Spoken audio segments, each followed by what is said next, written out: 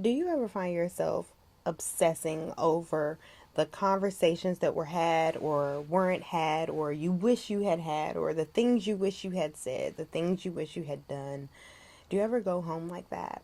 Where it was a situation that took place and it took you so by surprise that you didn't have a response, or the response that you had was not the one that was the most beneficial to you, the one that you really wish you could have said. And you know all the things that you could say now because you've gone home and you've thought about it night after night after night, right? Who doesn't do that? Who hasn't done that, right? But I'm going to tell you, stop doing that, especially as a chosen being, because as a chosen being, many of us have been directed to use our voice, to speak, to use our words. The divine is using so many of you and needing you to speak and use your words and help to facilitate change in the world, right?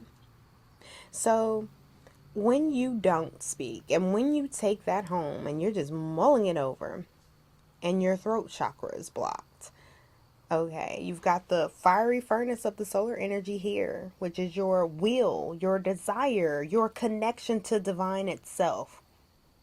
And then you've got your heart energy here, which speaks the truth, connects us to the world. Our hands are an extension of that space, right? And it's blocked. The furnace is going to blow. And what happens when your furnace blows? Do you self destruct? Do you self harm? Do you hurt others? What is it? Trigger warning, I should warn. I hate that because we have to be able to discuss these things with one another so that we can make sure each other are okay. Okay?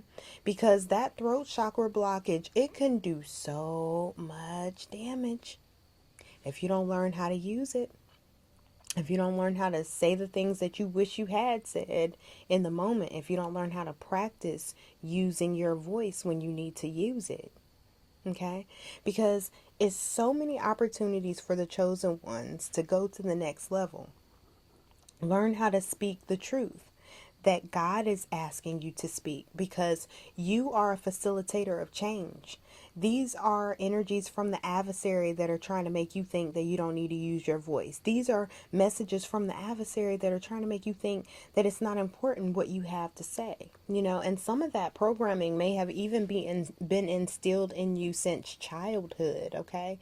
That made you maybe think that you don't have anything to say, or even if you do, be quiet, because children should be seen and not heard. That growing up in you over the years, maybe thinking and believing that false lie that what you have to say is not important, what you have to contribute is not valuable. But it's absolutely not true. And that's why I'm here. I'm here today to tell you what you have to say matters. What your words are matters. What you have to contribute to the situation, it matters. So use your voice. Use your voice. Use your words. Don't be taking that stuff home with you. All right? See you next time. Bye.